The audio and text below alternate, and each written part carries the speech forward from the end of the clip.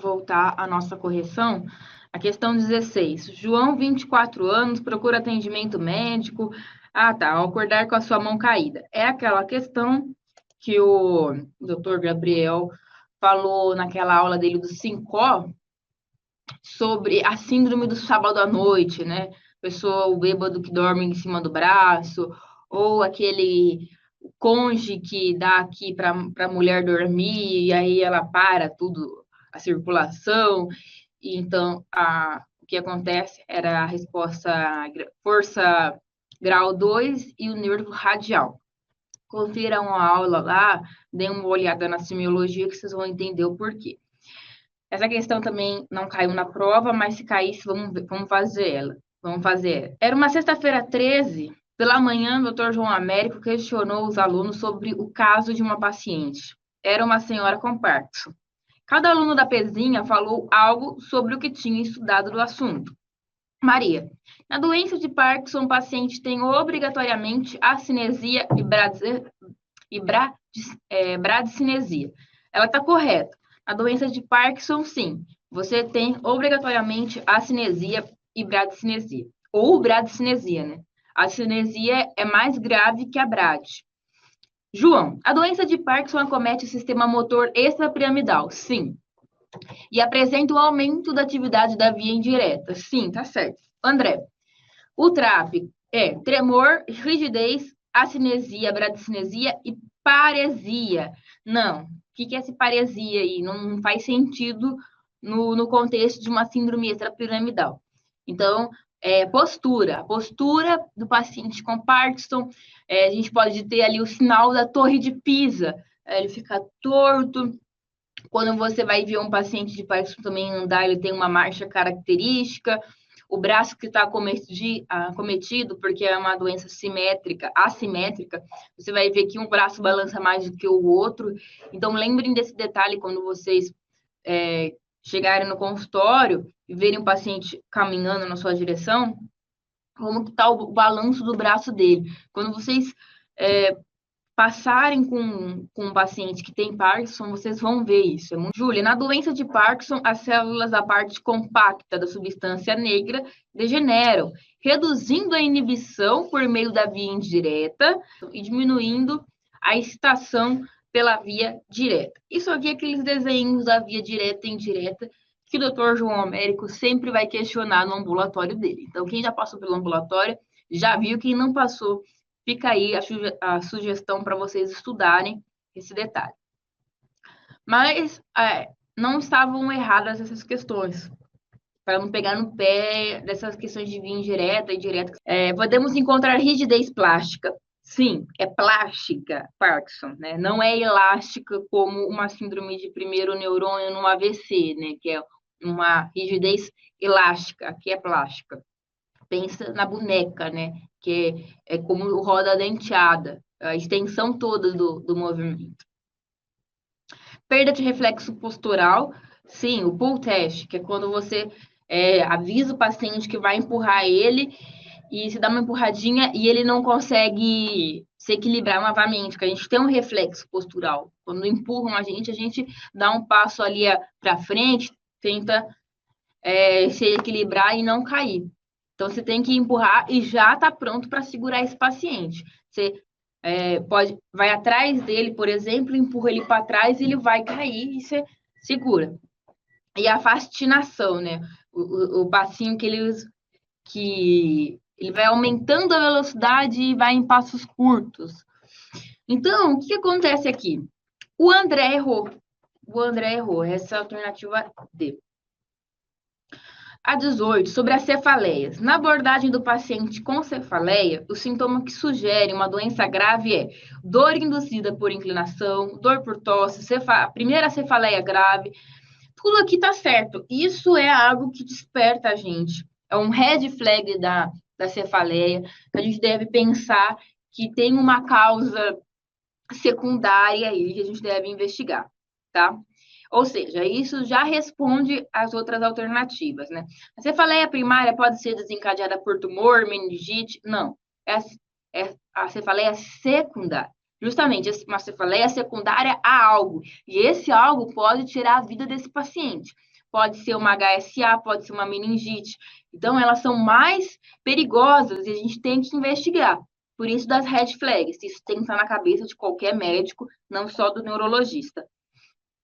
Agora, tensional, trigêmea autonômica, migrânia, é tudo primária, tá? Auras sensoriais, visuais, motoras podem ocorrer na cefaleia em salvas? Não, é na migrânia. A tensional é caracterizada por uma dor importante retroorbitária? Não. Quem faz isso é a insalvas, que é mais comum no homem, pode causar alterações autonômicas, lagrimejamento. Parece que é caracterizada como uma facada no olho e esse tipo de cefaleia pode levar ao suicídio de tão forte que é. A cefaleia insalva, o paciente está hiperagitado, ele não consegue, ele está dando murro na parede, é uma dor assim, exorbitante. A migrânia, o paciente já está no quarto escuro, não quer luz, não quer barulho, e ele fica bem quietinho, né? Então, é a alternativa A, nessa ordem aqui. Sobre a síndrome de Miller-Fisher. Essa aqui também foi uma coisa que eu escrevi e ninguém errou. Olha que fácil essa questão. Também o doutor Tiago falou 2 vezes, tanto na nossa aula preparatória como na 5. Ocorre após uma infecção, a maioria dos casos, perfeito. Aqui está tudo certo. O único problema aqui é uma doença vascular. Todo mundo percebeu, todo mundo aprendeu muito bem que não é uma doença vascular, né? Então, não precisa nem dizer. Parabéns para vocês. Essa questão 20 aqui era para ser fácil, porque tanto o aluno do 2º ano como do 3º já passou pela sêmio. Então, é basicamente uma pergunta de sêmio. Olha, o enunciado, ele traz a resposta para a gente, né? Porque o que o doutor Thiago pediu para a acadêmica testar é a propriocepção. O que acontece? Quando a gente vai testar a sensibilidade do paciente, a gente tem que lembrar da via que vai via cordonal posterior e a via que vai pela via lateral da coluna, que são diferentes. Então, a gente tem uma via do tato, a gente tem que testar a sensação, a estereocepção do paciente. Então, a gente tem a sensibilidade superficial ou estereoceptiva desse paciente, e a gente testa como? Então, a gente tem que raciocinar, não é decoreba essa questão. Como que a gente vai testar superfície? O algodão é para quê? O algodão, estou testando a superfície. A caneta é superfície. Aqui, por exemplo, apareceu a palavra esterignosia. É uma palavra bonita para fazer a pessoa reconhecer algo que é escrito na mão dela. Então, fecha o olho. E aí você coloca lá, escreve 2, 7, pergunta.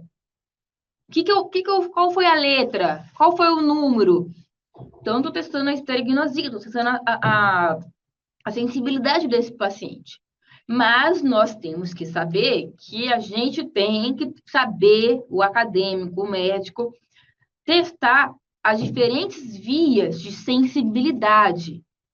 Por quê? Porque elas sobem em locais diferentes da medula. Então, se uma está funcionando e a outra não, isso me dá uma pista de onde está o problema.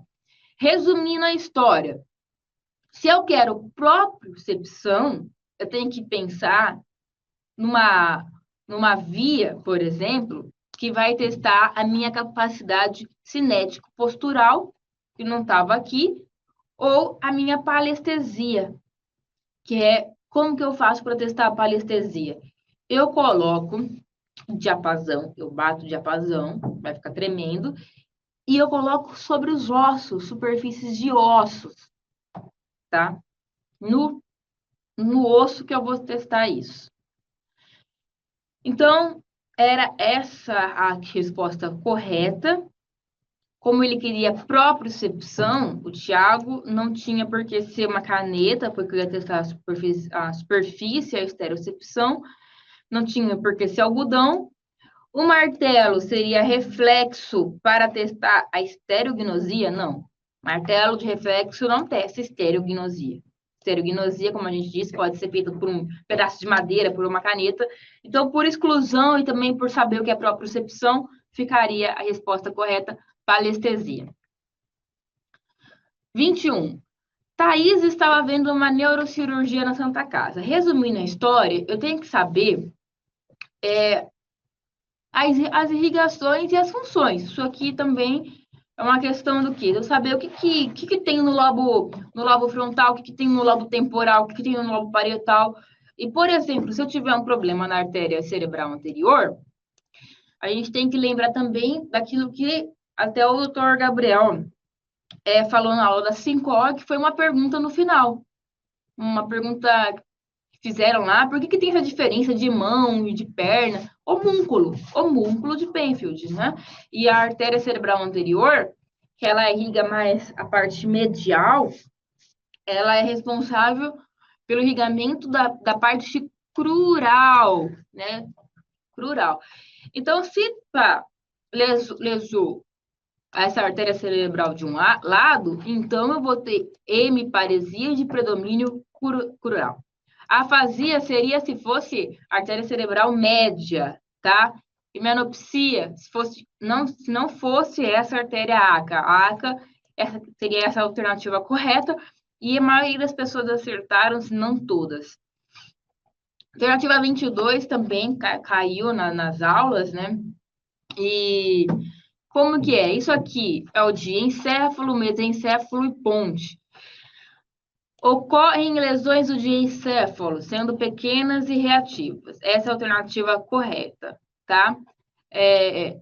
A pupila 2 está falando se é médio fixa, aqui está falando assim, ocorre por lesão do parasimpático, né? Não é lesão por parasimpático, não é a parte dorsal do mesencéfalo, pupila 3 não é anisocoria, porque a ponte é uma pupila pontifórmica. Aqui também está falando a lesão do parasimpático. A resposta correta era a pupila 1. Essa aqui era uma questão um pouco mais difícil, porque as pupilas, elas não é um conteúdo simples, porque quer dizer que você vai precisar saber neuroanatomia e entender o que está acontecendo, entender o sistema parasimpático e simpático, saber como é que funcionam os núcleos e a musculatura extrínseca e intrínseca dos olhos, aliás, musculatura que comanda ali a dilatação da pupila. E então essa questão aqui era realmente um pouco mais difícil, tá? Essa aqui é uma questão bonita, parecia difícil, mas não era difícil. Por quê?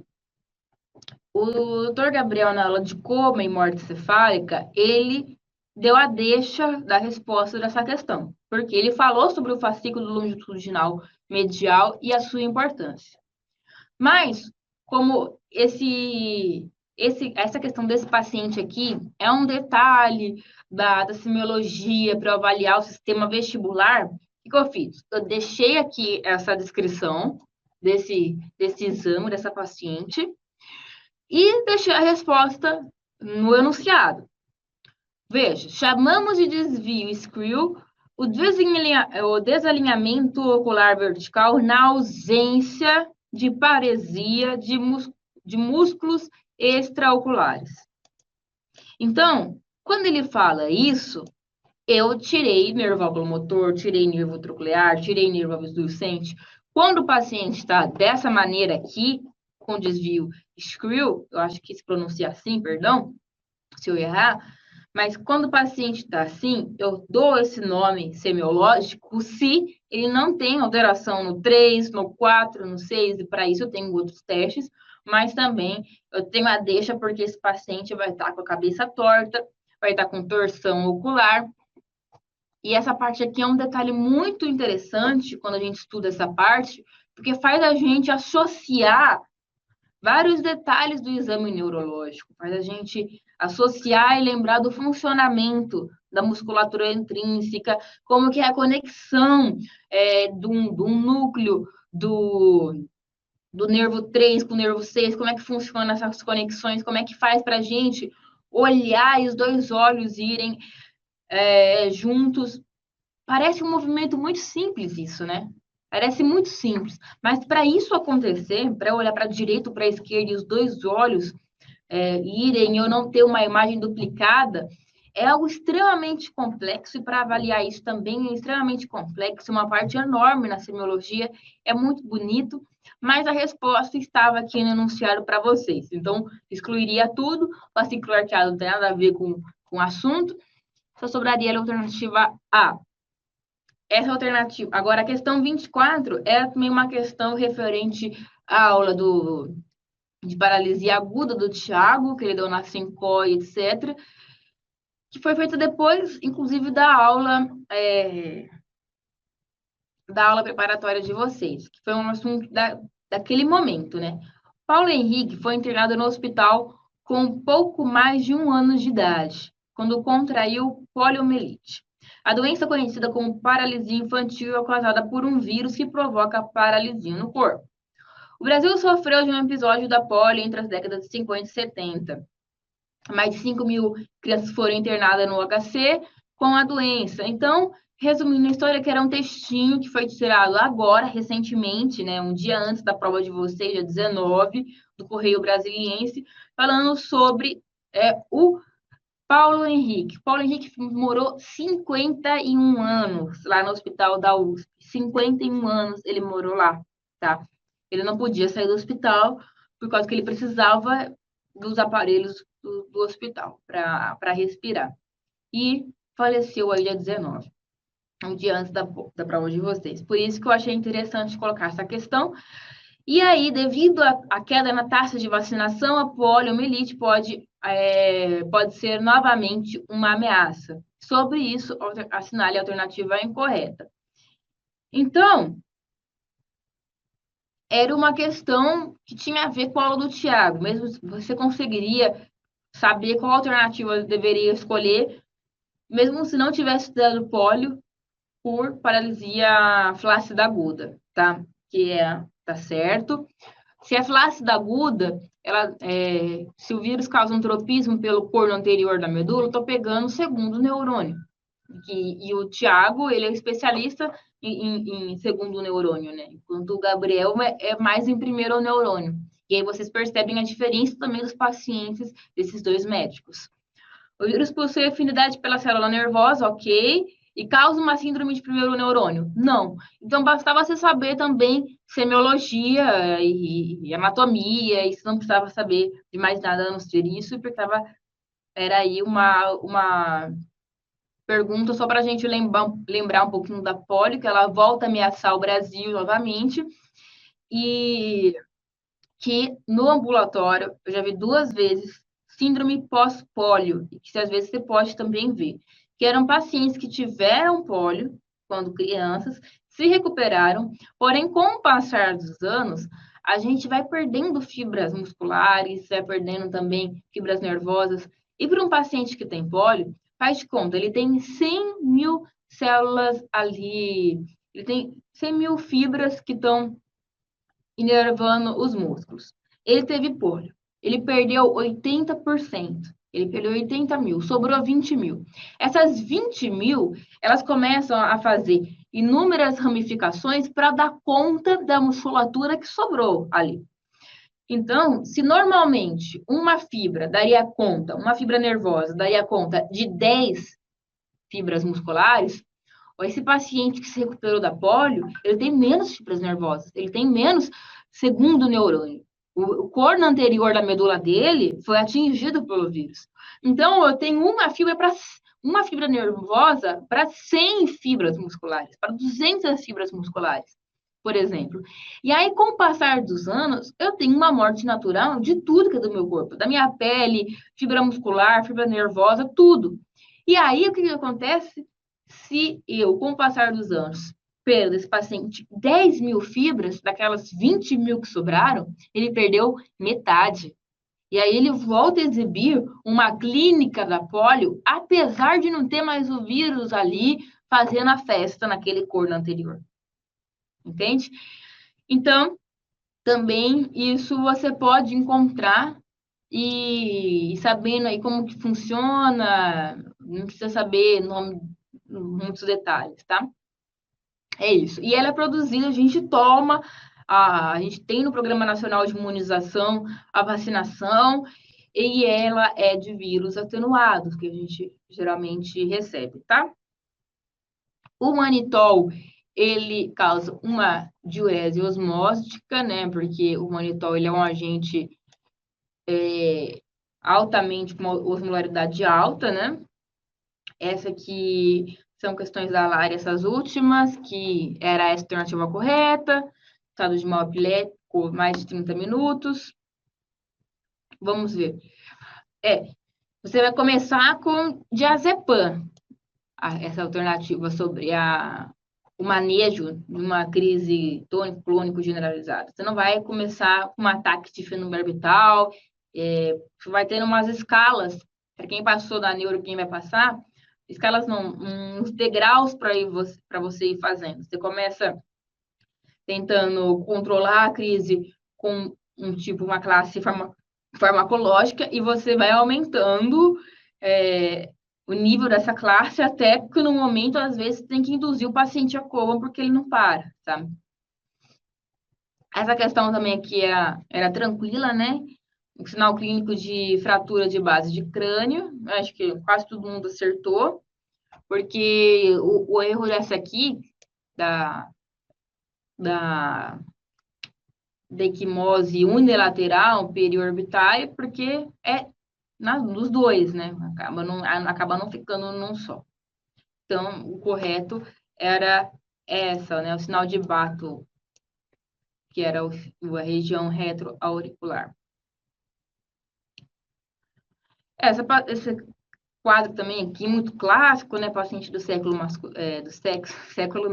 do sexo masculino, já começou assim, né? Início súbito, agravamento rápido, congestão muscular. Então, muito tranquilo, a gente até comentou sobre isso, cefaleia em salvas. Isso também é uma questão que a Lari pegou de vestibular, que a resposta correta da prova é imunoglobulina endovenosa, tá? Que é o tratamento inicial, e que a gente até comentou numa outra questão passada que caiu sobre isso, quando a gente está na frente a um paciente com Guillain-Barré. A anisocoria deve ser interpretada como sinal de hérnia de Uncus, tá? Sendo que a pupila é dilatada, umolateral a lesão. Essa era a resposta desse acidente aqui do rapaz. E também você vai ver, na mesma parte que você vai estudar sobre as pupilas, essa questão aqui anterior, nesse outro lado tinha uma anisocoria por hérnia de Uncus, tá? Hérnia de Uncus, quando fala anisocoria, assim, lesão, a anisocoria que olha para a lesão, né? A gente tem que pensar em hérnia de Uncus. Essa questão aqui, enorme texto, era basicamente saber os tipos de cefaleia, tranquilo, tá? Tensional, não pulsátil, essa aqui também, ninguém errou, tranquila essa. E eram essas questões da prova. Se alguma coisa não ficou clara, vocês deixam perguntas na descrição, tá? E a ideia é vocês aprenderem. Quase todo mundo que quis entrar, entrou na liga, né? Mas se tiveram a oportunidade de pensar um pouquinho aí, gastar uns neurônios para fazer essa prova. E fica um incentivo de saber agora com essa correção, que a ideia da correção é você saber onde você errou, né? Porque às vezes a gente sai achando, pô, acertei isso, aí sai o número de questões que você acertou para passar na prova, mas você não sabe se foi aquela questão que você está achando que você acertou mesmo. Então, agora é o momento de você ver onde você errou, onde você acertou e o que você precisa estudar mais. Por quê?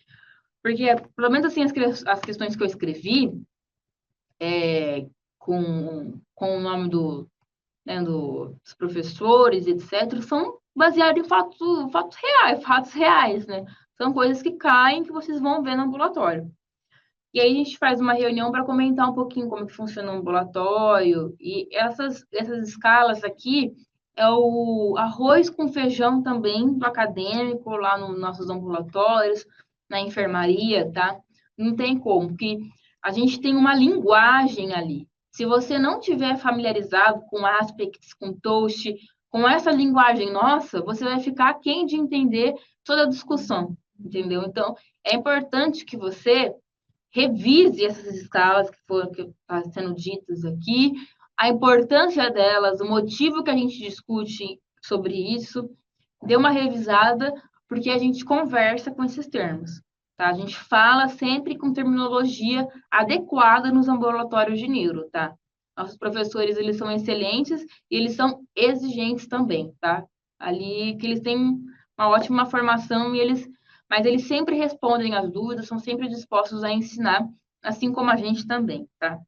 Então, fiquem à vontade para perguntar e etc. Espero que tenha ajudado aí essa correção, tá? Muito obrigada e não deixe de acompanhar a Liga nas redes sociais e etc.